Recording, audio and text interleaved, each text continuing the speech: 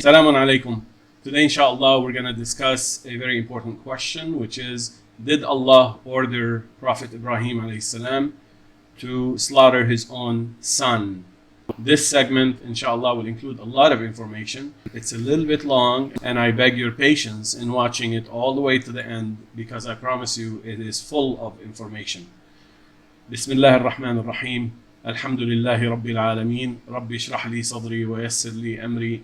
Wahlul uqdatan min lisani yafqahu qawli. We will cover several questions, including how Allah revealed the Abrahamic locution to Prophet Ibrahim alayhi salam. We will provide a hint on how dreams reveal new knowledge to us. We will cover the concept of dhabaha and what it indicates in the Abrahamic locution. We will discuss specifically which son of Ibrahim's is the one who was involved in the slaughtering scene. We will provide some insights about parts of the story of Prophet Yusuf alayhi salam, which is chapter 12, Surah Yusuf. We will also cover some insights about how Fir'aun dealt with Bani Israel in Misr before Prophet Musa alayhi salam was sent as a prophet to them. We will provide further evidence of the importance of spelling in the Quran. We will provide further evidence that Prophet Muhammad sallallahu alaihi wasallam was not illiterate as he was receiving the Quran, and that he in fact supervised the actual spelling of the Quran. We will also discuss why we refer to the divine lexicon in the Quranic stories and the parables, dhikr, why that divine lexicon is referred to as the Abrahamic locution. So in total, we have 6 gifts in addition to the translation of a significant paragraph from Surah As-Saffat, Surah 37, and that paragraph is from Ayah 99 to 113. So find yourself a comfortable place, comfortable time to listen and watch this video in full. I promise you it is full of information and you will enjoy it a lot, inshallah. As usual, we assume that you understand this is not for entertainment purposes. This is a serious academic presentation. We will discuss all of the opinions using the organic Quranic methodology for interpreting the Quran. We will also provide examples of the nested interpretation, which we've used consistently through most of the videos before. We will discuss the Abrahamic locution in more details than you've heard before. I ask you that you do not comment and you do not ask questions in the comment section below unless you have watched the full video. Chances are the answers are already provided within this segment, inshallah. So we get started with a very important concept which we discussed before, which is the difference between the two verbs ra'a and ra'a. Both of them are used in the Quran. They're spelled differently. This one right here, spelled ra'a with the hamza on the line, I have it highlighted in yellow as you see in front of you, indicates to see with one's own eyes. And the other one, ra'a with the hamza on top of the alif, as you see in green right here, that one indicates to opine, to think, or to develop a conviction. I remind you, this is not a new concept. This is something we discussed in a prior segment called What Was the Dream of Joseph or Yusuf alayhi salam.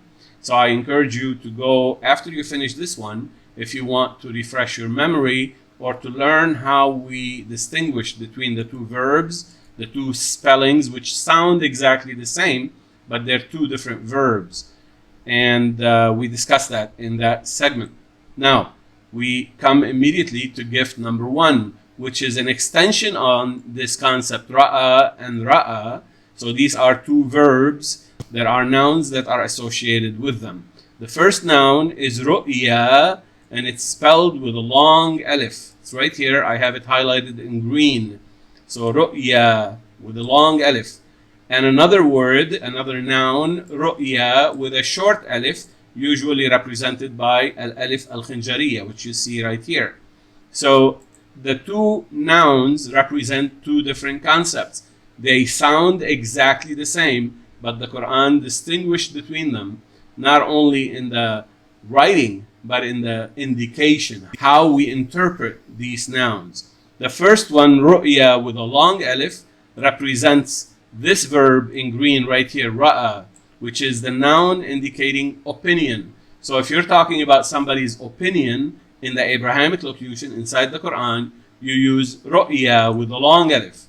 And if you're talking about somebody's eyewitness report, something he saw with his own eyes, you talk about ru'ya with a short alif, which is this spelling right here. They're both pronounced exactly in the same way, and you will not be able to distinguish them unless you see the writing, the exact writing, the spelling within the Quranic text. So where do we get this from? I'm not going to go through a lot of details because this is not what the subject is all about. But this is a very important concept that will help us understand the story in Surah As-Saffat about Prophet Ibrahim and the slaughtering of his own son. Now we get this from Surah Yusuf, Ayah 43. Surah Yusuf, by the way, contains a lot of the keys to the Abrahamic locution. I'm going to go through just a small example, and we're going to discuss it in very brief detail, and we will leave a lot of additional details till later. So in Surah 43, the king is speaking. أعوذ بالله من الشيطان الرجيم وقال الملك إني أرى 7 بقرات سمان يأكلهن 7 عجاف و7 سنبلات خضر وأخر يابسات يا أيها الملأ أفتوني في رؤياي إن كنتم للرؤيا تعبرون. And the king said, I see 7 fat cows, 7 بقرات سمان, 7 fat cows, being fed on يأكلهن by 7 عجاف, يأكلهن 7 عجاف, being fed on by emaciated beasts. Now some of you are going to notice immediately that the word sab'un in here is different than sab'a in here. Why did we choose that? Because here in the original Quran, it did not say 7 cows that are ijaf, 7 emaciated cows. It used the word sab'un. Sab'un in the Quran itself is used to mean a beast, such as a lion or a wolf or some kind of predator type of animal. Sab'. So it did not talk about 7 skinny cows as it was commonly translated and commonly interpreted in the books of tafsir. That interpretation came from the corrupted version of the Torah, from which the interpreters and the people of tafsir got their story for the story of Yusuf alayhi salam. In the Quran, it does not say cows. It says sab'un. And sab'un, the way it's used in the Quran, it is referring to a predator or referring to a wild beast. So this is how we translated it, by emaciated beasts. Now, what do they represent as far as the king is concerned? They represent the enemies. They represent some sort of a threat circulating within the society within which the king was ruling. Now, we continue. وَسَبْعَ سُنْبُلَاتٍ خُضْرٍ سَبْعَ سُنْبُلَاتٍ خُضْرٍ. The word sumbulat has been translated and interpreted as the stalks of wheat. But in here, Allah subhanahu wa ta'ala is using the word to refer to something slightly different. The word sumbul in Arabic, in the original Arabic, in the old Arabic, represents a gown or a cloak that ladies wear. The cloaks or the gowns that have a long trailing train, sort of a long tail that drags behind them.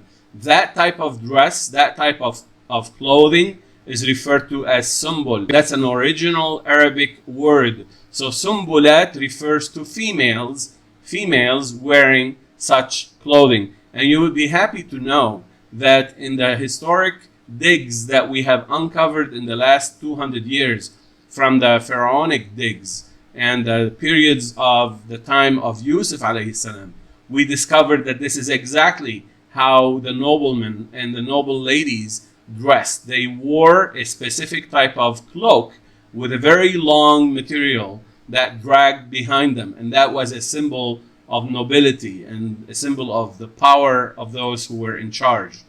So here, the report by the king, remember, this is an eye report. As we said in that video that was titled, What Was the Dream of Joseph?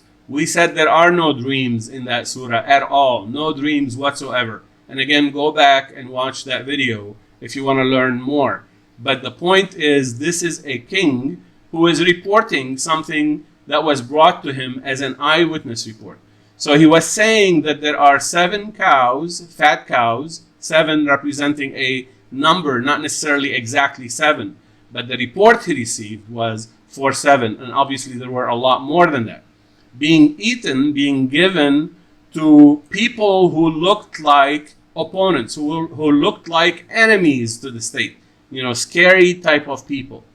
And there were other ladies from the high court, from the noble class, who were associating with ukhar yabisat, who were associating with others who are shriveled, meaning they don't belong being associating with each other. So to the king, this was a significant intelligence report that deserved to be analyzed. And therefore, he brought it to al-mala, the noblemen or the counselors around him in the royal court. And he said, "O notables or O counselors, counsel me about my eyewitness report. If you are able to cross over to form an opinion, in kuntum lirru'ya ta'burun, you cross over to form the opinion." So in other words, he was saying, this is the eyewitness report I'm getting from my intelligence services. Tell me what you think that means. And of course, we know through the rest of the story in Surah Yusuf that they dismissed that report and they told him it was not necessarily something that he should worry about. And it indicates that perhaps some of those noblemen around the king himself were associated with the wrong crowds. So this is what this report is saying. Anyway, the point I'm making here is that ru'yaya, this is the way it's spelled, is the eyewitness report. And lirru'ya, or ru'ya in green right here, spelled differently, means an opinion, meaning how do we understand this eyewitness report? So you can imagine what's going on. The king is receiving these reports and he's asking for the opinion. The point that is really worth noting is that within the same ayah, both words occur and they're spelled differently. And therefore, those who say that the scribes who wrote the Quran chose randomly how to write these words are very wrong. These opinions are very wrong. Because in the same ayah, ru'ya is spelled one way and ru'ya is spelled in another way, totally different right here. And this proves that not only the scribes were not randomly choosing the spelling of the Quran, but that Muhammad sallallahu alaihi wasallam, our beloved Prophet, was himself supervising exactly how these words are spelled. Now, to further prove this concept, when we chase all of the words where ru'ya occurs and this type of ru'ya occurs, we find that this explanation is very consistent. And therefore, it is a very deliberate spelling of these words. It is not just random, ad hoc type of spelling. All right, so we move on to gift number 2. How did the Abrahamic locution terms get taught to Prophet Ibrahim? Remember, we refer to the Abrahamic locution because it started with Ibrahim. And we're going to discuss this toward the end of the video. And I hope you stay with us all the way to the end because you're going to learn specifically how the Quran gave us this information and taught us that it should be called Lisan Ibrahim, the Abrahamic locution. From Ayah 124 of Surah Al-Baqarah, Allah subhanahu wa ta'ala gives us تَلَا إِبْرَاهِيمَ رَبُّهُ بِكَلِمَاتٍ فَأَتَمَّهُنَّ قَالَ إِنِّي جَاعِلُكَ لِلنَّاسِ إِمَامًا. Allah subhanahu wa ta'ala is telling us when Ibrahim was exposed to certain divine lexicon words. Now this translation right here is not fully adequate, but it's adequate enough for this video, so I'm going to leave it as it is. It has a lot more information that we will detail in future segments, inshallah. But for now, we will leave it as it is. Allah subhanahu wa ta'ala was teaching, was exposing Ibrahim with kalimat, the divine lexicon words. Allah subhanahu wa ta'ala continues, and then Allah perfected them for Ibrahim. In other words, Allah made sure that Ibrahim understood them in their perfect divine intention.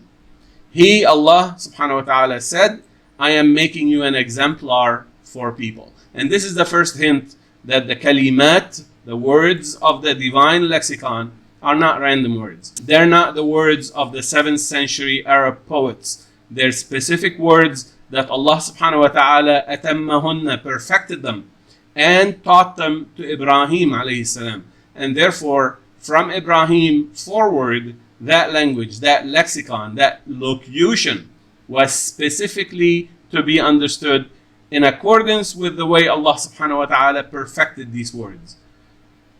So, for example, when we see the word bala, and again, this is a verb that's used in here, ibtala. So we have to understand what that means. And this is an example. When we see the word bala'un in yellow right here versus bala, which is traditionally spelled in Common Arabic as well in several places in the Quran. There is a difference between these two words. In green, it means tribulation or a test. But the way it's spelled in here with a waw right here, with a waw and a hamza on the waw, bala'un, and it is written in a weird way, in a strange way, and yet it is pronounced exactly like this one right here. So bala, let's see an example in ayah 33 from Surah Al-Dukhan.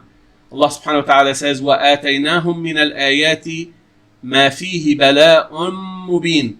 Allah subhanahu wa ta'ala used this word, which is in yellow right here. So how is this translated? Allah subhanahu wa ta'ala is telling us about Bani Israel after they exited Misr with Prophet Musa alayhi salam. We taught them so many signs in the form of explicit exposure. So Allah subhanahu wa ta'ala is telling us that Allah taught them by exposing them to specific signs, of course, from Prophet Musa and from the scripture of Prophet Musa.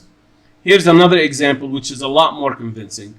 وَلَنَبْلُوَنَّكُمْ حَتَّى نَعْلَمَ الْمُجَاهِدِينَ مِنْكُمْ وَالصَّابِرِينَ وَنَبْلُوَ أَخْبَارَكُمْ.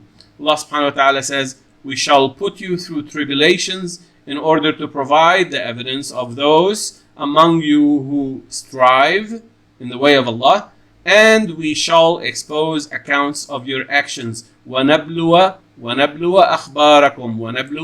أَخْبَارَكُمْ. We shall expose accounts of your actions. Now, this ayah right here clearly is using the verb nabluwa, which is related to bala with a waw in here, to mean we shall expose. Not just we should test your news, we should test your accounts, your reports. We should test accounts about you. It doesn't make sense. It means we shall expose the reports of what you have done. When will Allah subhanahu wa ta'ala expose the reports? Afterwards. So Allah subhanahu wa ta'ala is addressing the believers reading the Quran, telling them, watch out, whatever you do shall be exposed later. Allah subhanahu wa ta'ala is promising, we shall expose your accounts. And that's why we say that whatever the first, second, third, fourth, fifth generation who came after Prophet Muhammad sallallahu alaihi wasallam and did what they did to defile his reputation or to defile his seerah or to defile the interpretation of the Quran, Allah subhanahu wa ta'ala had promised, we shall expose what you've done. And here's the evidence. Here's the evidence that we always refer to. وَنَبْلُوَ أَخْبَارَكُمْ. Allah promised us that the news of what they've done shall be made exposed. So again, there's a difference between bala, we see it in here in green, and bala with the waw highlighted in yellow in here. So as we see, that's another evidence that the spelling of the words of the Quran are not random nor ad hoc. And that proves that Prophet Muhammad ﷺ himself must have been involved in the supervision of how the Quran was specifically written. Very well. So now we move to the interpretation of Surah As-Saffat, starting from ayah 99 all the way to 106. And this is the story that reports what happened with Ibrahim alayhi salam and his son. And we're going to start at the point where Ibrahim alayhi salam had left his people. He rejected what his people used to believe in. and what his people used to worship. And he said, أعوذ بالله من الشيطان الرجيم, وقال إني ذاهب إلى ربي سيهدين ربي هب لي من الصالحين. So these first two ayat are translated, and he said, indeed I am heading to seek my Lord, meaning to seek guidance from my Lord. He will guide me, meaning Allah will guide me. And Ibrahim called in making a dua, saying, my Lord, grant me one or more persons of those who work the terminology, i.e. the divine lexicon. And then we come to ayah number 101. فَبَشَّرْنَاهُ بِغُلَامٍ حَلِيمٍ. So we gave him the good tidings of a forbearing young adult male. Now notice, we don't have a name so far, but inshallah we will see this will become very, very obvious. Ayah number 102. فَلَمَّا بَلَغَ مَعَهُ السَّعْيَ. When he, the young man, progressed in his training with him to the level of toiling in the scripture. Now remember, we talked about as-sa'i in a prior video labeled why no mangoes or pineapples in the Quran. And the word sa'i refers to toiling in the scripture, meaning working the ayat to extract the lexicon and to try to understand the interpretation, the correct interpretation of the ayat, of the scripture.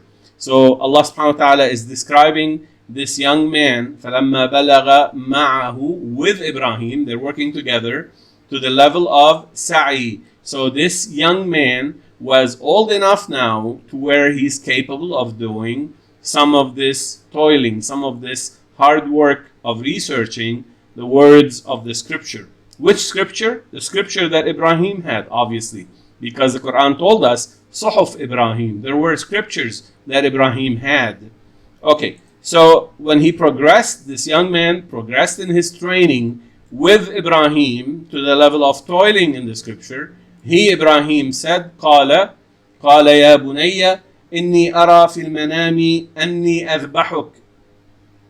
I see, my son, I see in the dream that I make an incision or a cut on you. Now, the word أذبحك has been traditionally translated as to slaughter, meaning to cut the throat, so to speak.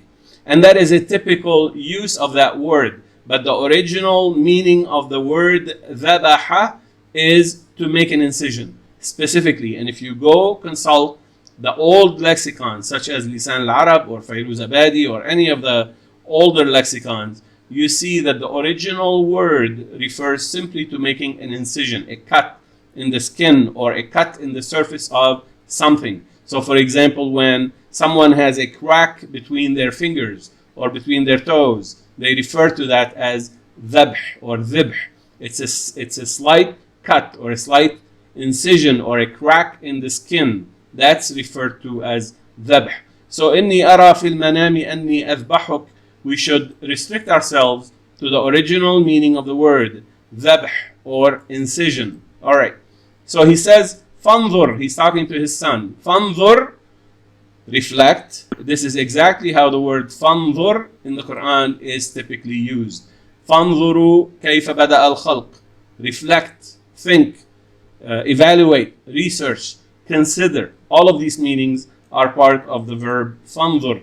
So reflect. So remember, this ayah right here is teaching us that the young man reached the point in his training with Ibrahim. Why are we saying that Ibrahim was training him? Because he made the dua right here. Grant me someone who works the terminology, who learns the divine lexicon. So he was training him. So when he reached the level where he's capable of being trained with Ibrahim, Ibrahim told him, I saw this dream where I was making an incision, and here's an exercise. Start thinking about it. Start reflecting about it. What is your opinion? ماذا ترى? What do you see? That's exactly what Ibrahim said to that son, to that young man. Now, another comment here that we need to make. Remember, in here he used the word ghulam. Traditionally, the word ghulam has been interpreted as a young boy, but it's not necessarily so, because Ibrahim is asking him his opinion, and that means he is at least of an age where he's capable of articulating a genuine type of opinion, something serious enough where he could provide such a legitimate opinion. And therefore, Ibrahim, the way he's addressing this son, teaches us this is not just a young boy, but a young man. All right, we continue. قال يا أبت افعل ما تؤمر. The young man said, "Oh my father, do as you are commanded. Do as you are commanded. افعل ما تؤمر. ستجدني إن شاء الله من الصابرين. You shall find me, Allah willing, to be among the patient." Now, we go back to this verb in here, افعل ما تؤمر. Why did the young man use the word tu'mar? Because he understood the vision that Ibrahim saw in his dream to be a type of wahi, meaning a command. And this is exactly why in the prior segments we said wahi is not the mechanism of revelation, it is the actual content of commanding the prophets and the messengers with specific instructions, with specific enjoinments, specific things they should execute, they should do. And therefore, the young man understood this, and he says, "Do as you are commanded," because he understood this as wahi. Now, if you accept the hadith, you know that in the hadith, Prophet ﷺ is reported to have said that the dreams are part of wahi, and this is exactly how this young man understood it. And we believe that hadith to be accurate, by the way, because it confirms what this ayah is telling us right here. Very well. So we need to comment on one more word, which is as-sabirin. As-sabirin is a characteristic description of those who patiently work the ayat, the scriptural verses or the scriptural discourse. And if you remember in the prior segment where it's titled, "Why are there no mango or pineapple in the Quran?" we discussed this exact concept of how the methodology requires us to have a lot of patience, as-sabirin. And therefore, as-sabirin is one of the characteristics of as-salihin. As-salihin are those who work the terminology, the divine lexicon in the scripture. All of those things are fitting perfectly together. And the meanings now become more convincing because they come together one after the next, reinforcing the exact same concepts that we have been discussing on this channel. Ayah number 103, Allah subhanahu wa ta'ala continues, فَلَمَّا أَسْلَمَا وَتَلَّهُ لِلْجَبِينَ. The word aslama is a verb Allah subhanahu wa ta'ala is using to describe how these two individuals, Ibrahim plus the young man, they surrendered, they accepted. Okay, so what's going on? So in here it's saying when they had both submitted to the determination that Ibrahim should slaughter the young man. Remember, the verb ذبح or أذبحك does not originally mean to cut the throat, but that's how they understood it, especially the opinion from the young man. Now let me iterate something very important.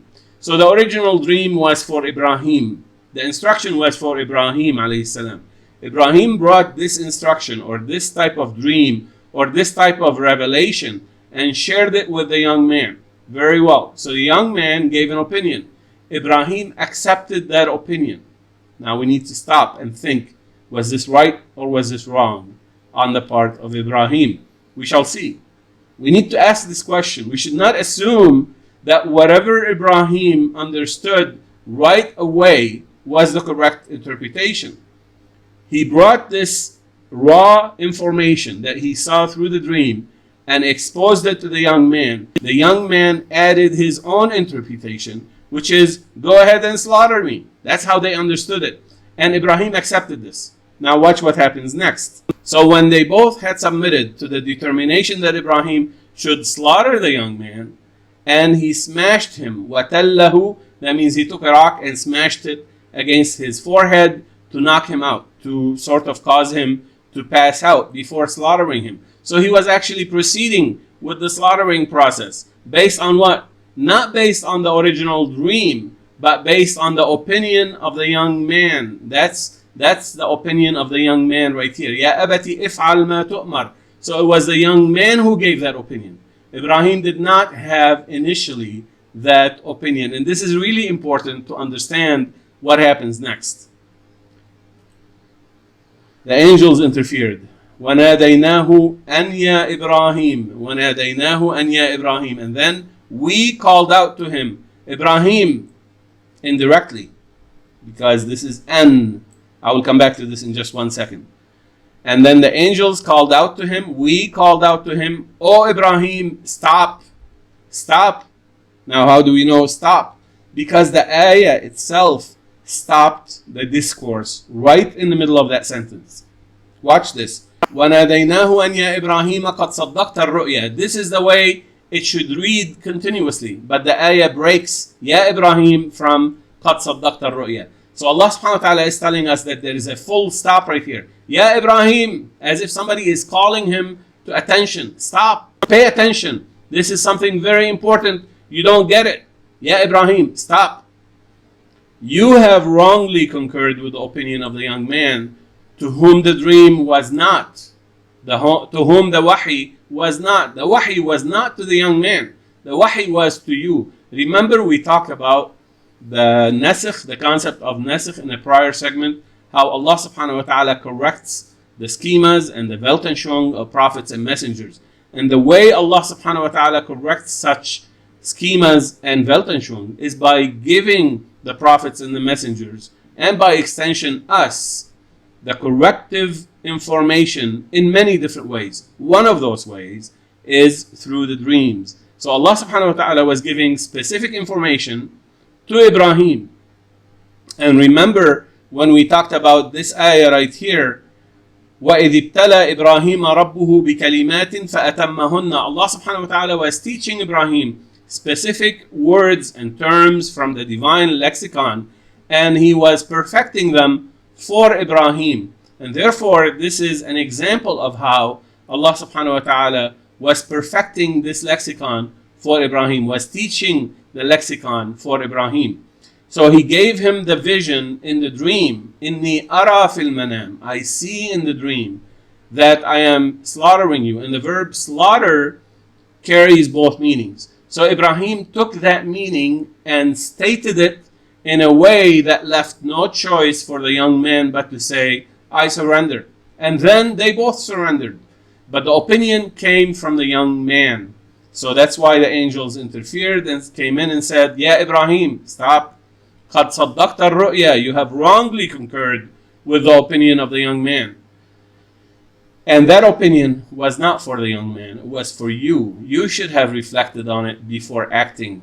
And indeed, in this way, with the nasikh, abrogation of ayat within the Weltanschauung of Ibrahim, do we recompense those who seek the concealed insight. So what is this saying? So Allah subhanahu wa ta'ala is telling us when the angels came in and directly contacted Ibrahim to stop him from actually killing his son, that's how Allah subhanahu wa ta'ala rewards or recompenses those who seek the concealed insight. So there are two pieces of information here. First, al-muhsinin. And remember we talked about hasan and ihsan. That means the concealed truth, the truth that's within. So ahsan al-qasas are the stories that have the concealed truth hidden within them. So therefore al-muhsinin are those who extract this concealed truth. The same as salihin, the same as sabirin, al-muttaqin. All of these are different descriptives of the same group of people. So Allah subhanahu wa ta'ala is saying, if you are among the muhsinin, which you are clearly, Ibrahim, we will not get you proceed with wrong interpretation. We will stop you and we will correct you. And not only this, ayah 106 continues, إِنَّ هَذَا لَهُوَ الْبَلَاءُ الْمُبِينُ. This is the explicit way of exposing the information to you. Which way? The angels came directly to Ibrahim to stop him. It was not just indirectly through a dream or some sort of a trigger that caused him to do dhikra as we saw before. It was directly, Ibrahim, stop. The angels came directly to him. So it was bala, exposure, and it was mubin, it was explicit. It wasn't indirect, it wasn't subtle, it was very blunt, very explicit. So they stopped him. Now, one more concept that we need to discuss, which is the word an. If you are an Arabic speaker, you know that an in here is really not necessary if you follow the rules of the common Arabic. So the ayah could have said, وَنَادَيْنَاهُ يَا إِبْرَاهِيمُ وَنَادَيْنَاهُ colon يَا إِبْرَاهِيمُ O Ibrahim. But Allah subhanahu wa ta'ala in the text of the Quran added the word an, because Allah subhanahu wa ta'ala is teaching us that call was not directly from Allah, but it was indirectly through the angels, through an intermediary who called to Ibrahim. And that's why we have to add indirectly, meaning through the angels. If you do not add this word right here indirectly, you missed a very important concept of what the Quran said. And those of you who read the interpretations, all the interpretations, you see, and the translations, you see that they missed this an. They did not understand the purpose of it. And therefore they considered it extraneous. And therefore they did not ascribe to the words of Allah subhanahu wa ta'ala His due reverence. And again, this is just another example. So with this we finish ayah 106, and now we proceed to ayah 107 from the same paragraph. وَفَدَيْنَاهُ بِذِبْحٍ عَظِيمٍ وَفَدَيْنَاهُ بِذِبْحٍ عَظِيمٍ And we ransomed him, meaning the young man, with a prevalent incision, ذِبْح. Again, now understand that the original dream was about the verb ذَبَحَ. Now we don't know if the original dream included the vision itself of Ibrahim taking a knife to the throat, or included some sort of a vision where he heard the verb ذَبَحَ. We don't know, because both are possible in a dream. You can imagine yourself being in a dream, in a room or an open space, and you hear somebody telling you, you should slaughter your son. عَلَيْكَ أَن تَذْبَحَ إِبْنَكَ, using the verb ذَبَحَ. You could imagine this. So it doesn't necessarily mean the physical scene of somebody taking a knife to the throat of his son. But he said, ara. Ara, that means I saw in a dream. Of course, the dreams are a visual medium. So the verb ذَبَحَ was translated by the fact that Allah perfected that verb to an incision. And that's how we understand this verb right here, بِذِبْحٍ, or this noun right here, بِذِبْحٍ عَظِيمٍ, with an incision. Now, which incision is this? We shall see in a few minutes. But here we are limiting ourselves to the words where Allah subhanahu wa ta'ala is telling us exactly what they mean, and we're not proceeding beyond them. Most of the interpreters and the translators translated this word ذِبْح to mean a great ram that was brought down from heavens, where Allah subhanahu wa ta'ala substituted the ram for the young lad, and so on and so forth. This is not warranted at all by the ayat. The ayat does not say وَفَدَيْنَاهُ بِكِبْشٍ or بِكَبْشٍ عَظِيمٍ, a ram. That's how the interpreters brought this interpretation. They added information to the ayah. The ayah does not say anything about a ram. The ayah says ذِبْح, an incision. That's it. And a minor incision at that, because when you add the kasra to the verb ذَبَحَ, it becomes ذِبْح. It is not a major incision. It's a minor incision. All right. So we ransomed this young man with an incision, عظيم. The word عظيم, that means prevalent. And we saw this when we saw وَلَهَا عَرْشٌ عَظِيمٌ, the story of the Queen of Sheba. So something prevalent is described in the Quran as عظيم. And the leaders are described as عظام, which is the plural of عظيم, prevalent. وَتَرَكْنَا عَلَيْهِ فِي الْآخِرِينَ وَتَرَكْنَا عَلَيْهِ فِي الْآخِرِينَ And we kept what? This prevalent incision. So عَلَيْهِ, the dhamir in here, this ha refers to the ذِبْح, this type of incision. So we kept this incision as a practice upon which all the later followers must stay. And now most of you are aware of what these ayat are talking about. Again, we will detail it a little later, so stay patient and stay with us inshallah, because we will cover more information. And then ayah 109 continues, Salamun ala Ibrahim. And it says, our original dream revelation to Ibrahim was exclusively peace upon Ibrahim. Why are we saying exclusively?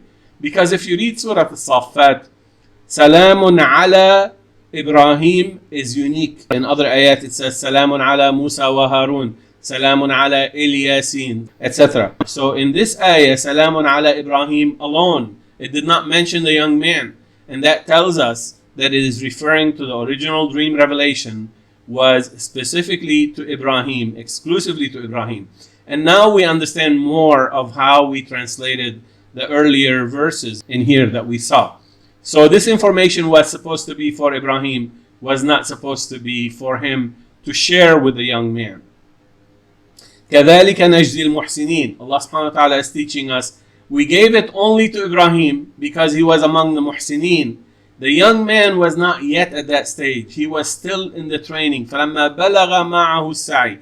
He's heading in that direction. He's almost reached that point where he's doing the toiling and the research in the scripture.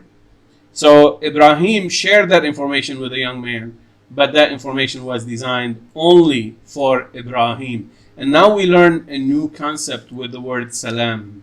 Salam refers to the special type of guidance that Allah subhanahu wa ta'ala gives to certain people, especially al-muhsineen. One of those ways is through the dreams. Now I'm not saying that dreams are to be interpreted as they are, but the dreams are to be interpreted using the terminology that the dream is expressed in, and then for us to reflect and to think, are we to take the dream exactly as it is, or is the dream supposed to change our schema, to change our Weltanschauung, and after reflection and after dhikra, perhaps we learn more of what that dream is trying to teach us.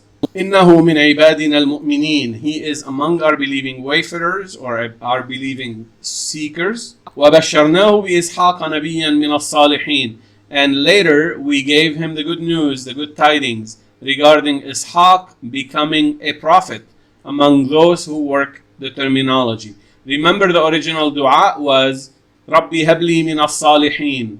And Ibrahim was in a hurry. Remember we read وَمَا أَرْسَلْنَا مِنْ قَبْلِكَ مِنْ نَبِيٍّ وَلَا رَسُولٍ إِلَّا إِذَا تَمَنَّى. As he wished, as he longed, Shaitan came and inserted in his schema أَلْقَى الشَّيْطَانُ فِي أُمْنِيَّتِهِ. This is exactly why we presented that information before this story. Because Allah subhanahu wa ta'ala is teaching us Ibrahim was wishing, was longing for someone from as-salihin, and he saw in the young man that he was ready, so he shared with him the information, and guess what? The opinion that came from the young man was not necessarily correct. This is exactly what happened in here. So Allah subhanahu wa ta'ala is teaching us, Salamun was for Ibrahim alone. That dream revelation was Ibrahim's exclusively. And that was how we reward or recompense al-muhsineen, those who seek the enfolded insights. إِنَّهُ مِنْ عِبَادِنَا الْمُؤْمِنِينَ. Indeed, he is a believer, so that we're not left with any doubt that Ibrahim has any kind of association or shirk or any of this stuff. Allah subhanahu wa ta'ala is protecting the reputation of Ibrahim alayhi salam. وَبَشَّرْنَاهُ بِإِسْحَاقَ نَبِيًّا مِنَ الصَّالِحِينَ. Later, he becomes a prophet from among those who work the divine lexicon, as Ibrahim had wished and longed for at the very beginning. And now everything makes sense. So the story is not about a ram or about Allah playing tricks on Ibrahim and trying him and seeing if he's willing to kill his own son. Allah is not that cruel. Allah subhanahu wa ta'ala is much more merciful than this. But the problem is that Ibrahim misunderstood one small aspect of the reception process, the reception of the guidance. And he shared that information with the young man. Young man gave his opinion. Ibrahim accepted that opinion, and that's where Allah subhanahu wa ta'ala stopped him. And that's where Allah subhanahu wa ta'ala interfered to not allow shaitan to come in and deform the schema of Ibrahim. If you have watched the last video that we re-uploaded on this channel regarding an-nasakh or abrogation, you understand exactly how this story fits perfectly with that concept of nasakh. This is exactly how Allah subhanahu wa ta'ala did abrogation to the wrong opinion that was formed in the schema of Ibrahim. وباركنا عليه وعلى إسحاق ومن ذريتهما محسن وظالم لنفسه مبين. Now, I need to dive into a few more details in here because this ayah is really revealing a lot. First, I'm going to start with the part that's highlighted in light blue as you see in here. وَمِن ذُرِّيَّتِهِمَا مُحْسِنٌ وَظَالِمٌ لِنَفْسِهِ. And even though there are among their descendants, meaning Ibrahim and Ishaq, there are some individuals who seek the concealed insight and some individuals who transgress against themselves. This expression is very unique. مُحْسِنٌ وَظَالِمٌ لِنَفْسِهِ. Because in another ayah, Allah subhanahu wa ta'ala tells us that those who inherit Al-Kitab, some of them are muhsin, some of them are ظالم لنفسه, and some of them are سابق بالخيرات. And there is a very famous ayah that discusses these three categories. So this is clearly describing the followers of Ibrahim and Ishaq. So Allah subhanahu wa ta'ala is telling us, وَمِن ذُرِّيَّتِهِمَا مُحْسِنٌ وَظَالِمٌ لِنَفْسِهِ. Why did he stop and not say سابق بالخيرات? Because these two categories, muhsinun wa zalimun li nafsihi, the first one is those who seek the concealed insight, the enfolded insight, or within the signals, the signs that Allah subhanahu wa ta'ala give us. And there are some other individuals who transgress against themselves. So who is the one who transgressed against himself in this case? I'll leave it up to you to think. But Allah subhanahu wa ta'ala is giving us a very subtle hint that not only in their followers are these two categories, but in this story right here.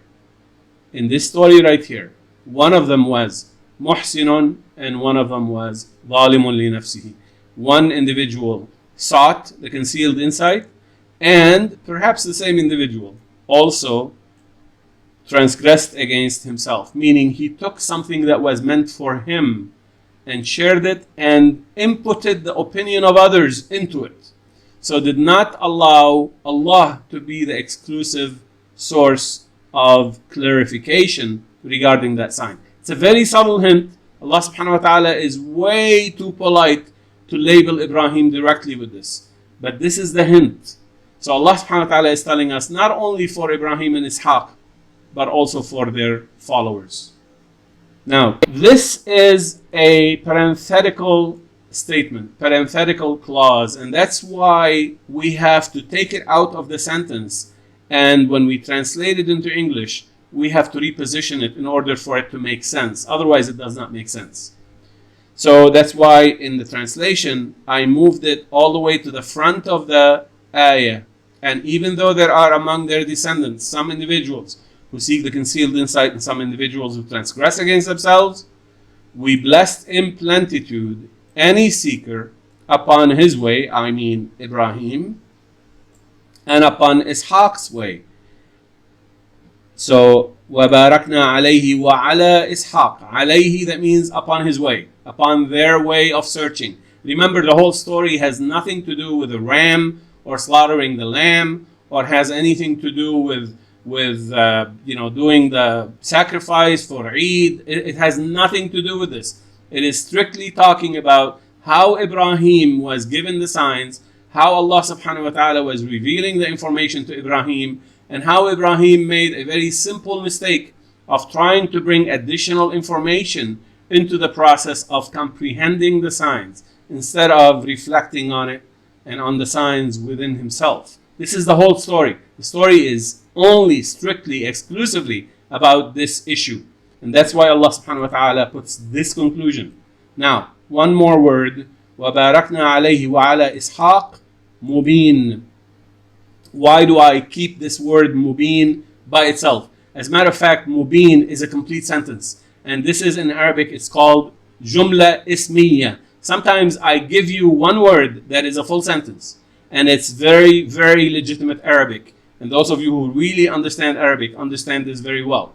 So why did I separate it? Because the word mubin does not go with ظالم لنفسه. So the word mubin cannot possibly be a descriptive term that comes after ظالم لنفسه.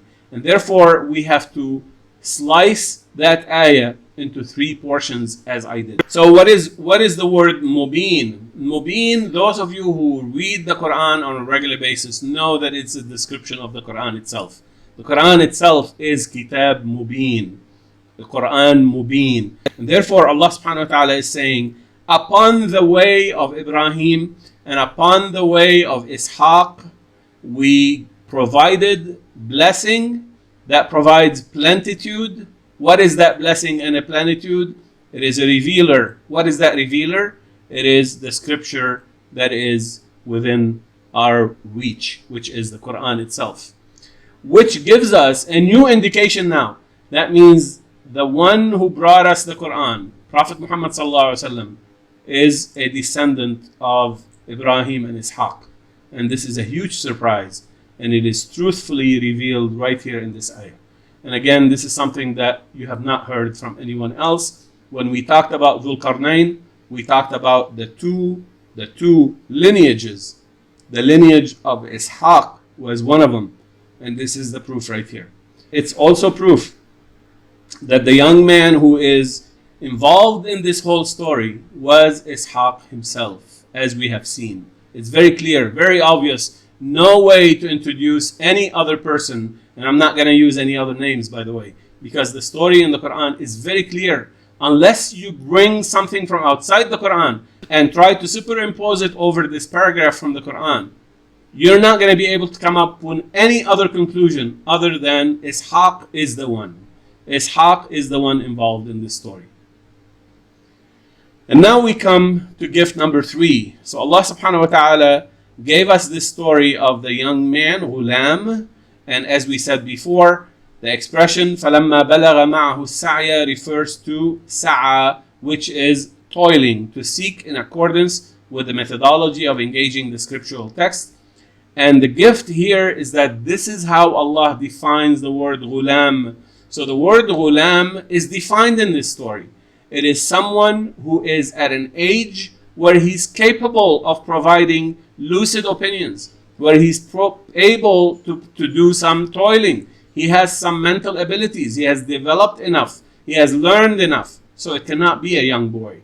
It must be a young man. And that's how we learn from the Quran. So the age must be between 14, 15, somewhere in that range. And that has implications on the story of what's the person who's called Al-Khidr, which we discussed before in a segment about that paragraph from Surah Al-Kahf. So we come to gift number 4. Was there a great ram? And the answer, of course, it does not talk about a great ram whatsoever. Allah subhanahu wa ta'ala did not send a great ram from heaven. Allah subhanahu wa ta'ala was not talking about tricking Ibrahim to see if he was going to submit. None of that stuff. That story came from the corrupted version of the Torah, and we should dismiss it. We should limit ourselves to exactly what's in the Quran and nothing else. Now, what is the prevalent incision? The prevalent incision refers to the male circumcision. And those of you who understand this concept of cutting the foreskin and the circumcision, it makes perfect sense, because Allah subhanahu wa ta'ala was teaching Ibrahim that the word dhabh refers to that. It's an incision, a cut in the skin of that type of cutting. And it is specifically what was Allah subhanahu wa ta'ala teaching Prophet Ibrahim. Prophet Ibrahim understood the word differently. And when he exposed this vision to the young man had no clue that Allah was teaching Ibrahim a new perfection of the meaning of the word dhabh or dhibh. And therefore, this is where the problem happened. But Allah subhanahu wa ta'ala kept that practice for all those who follow Ibrahim and Ishaq. Now, how do we know it is only for the males? Now watch this, and this is so beautiful. The Quran teaches us everything. We don't need to figure it out on our own and invent it. We don't need to follow this person said, or that person said, or this corrupt version of this scripture said. None of this. The Quran gives us this. So when we come later, much later, after the story of Ibrahim, when we come much later to the story of Musa with Fir'aun, we read in the story of Fir'aun that Allah subhanahu wa ta'ala uses the verb يُذَبِّحُ أَبْنَاءَهُم يُذَبِّحُ أَبْنَاءَهُم, using this verb ذَبَحَ يُذَبِّحُ.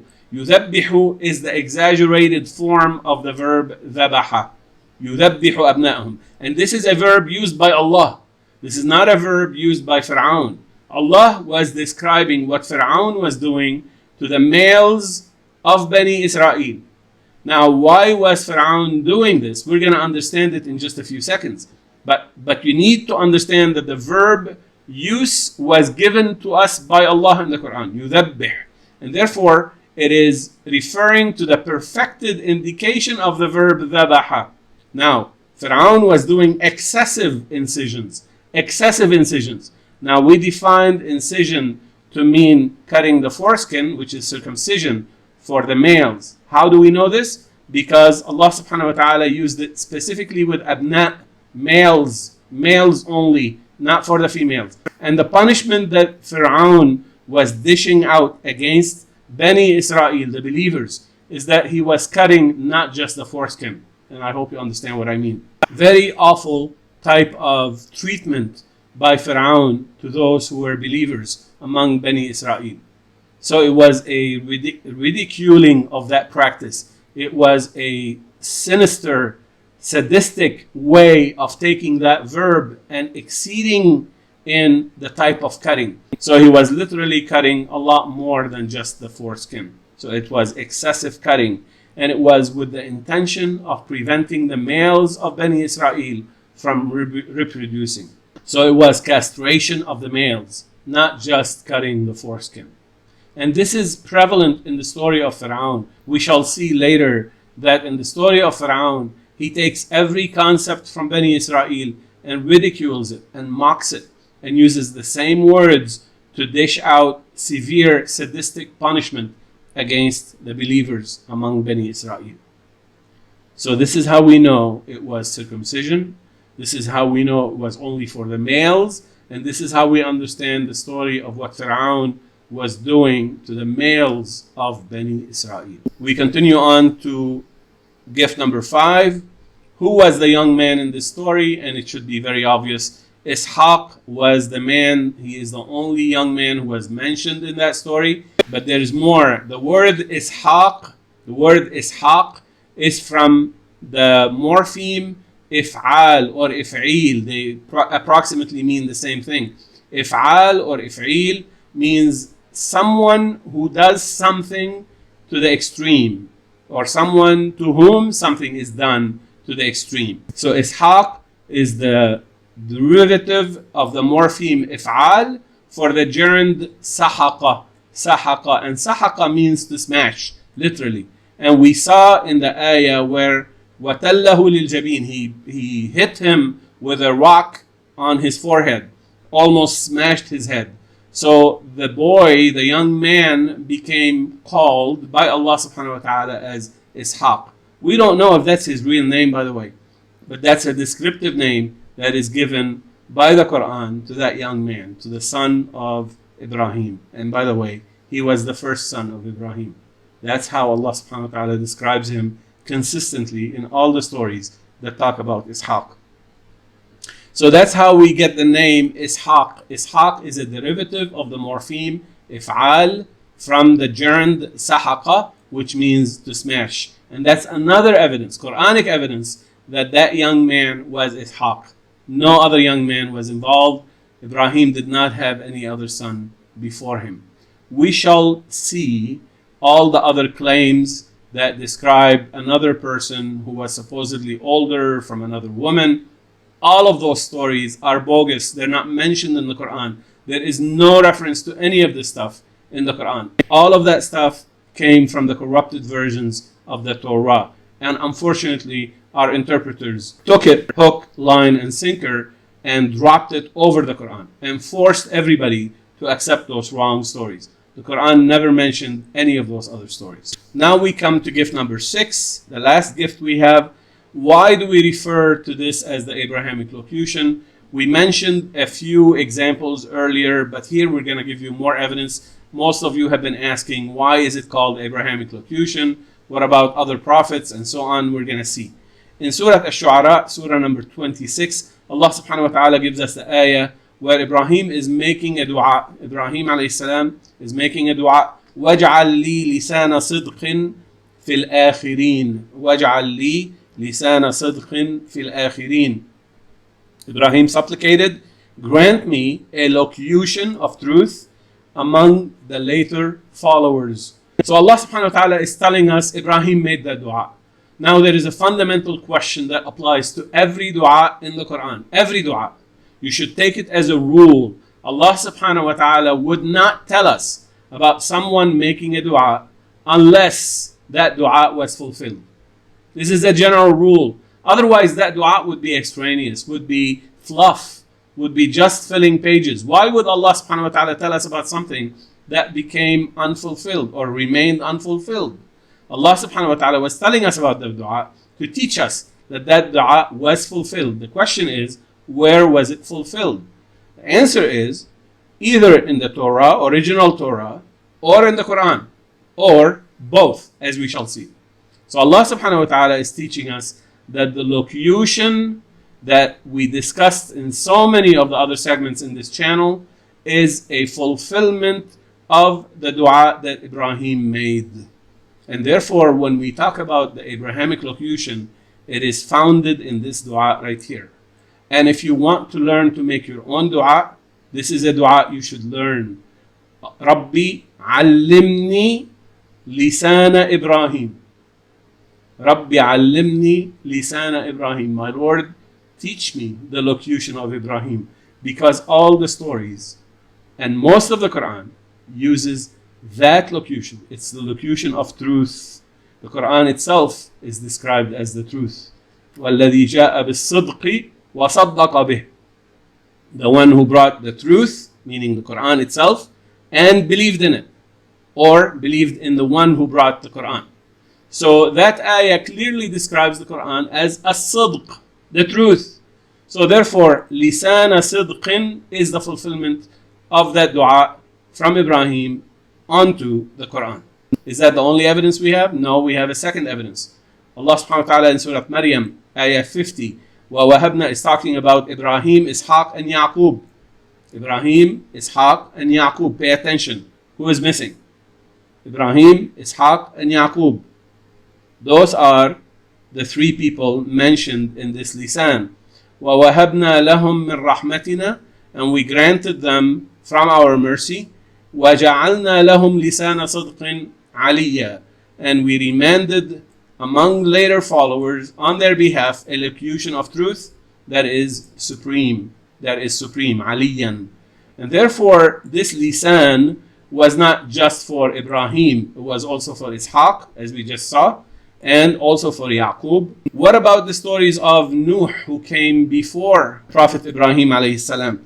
And of course the answer is Nuh had his own locution, but it's not necessarily prevalent throughout the whole Quran. So when we read the story of Nuh, we should look for unique locution that is appropriate or that is appropriated to Nuh himself.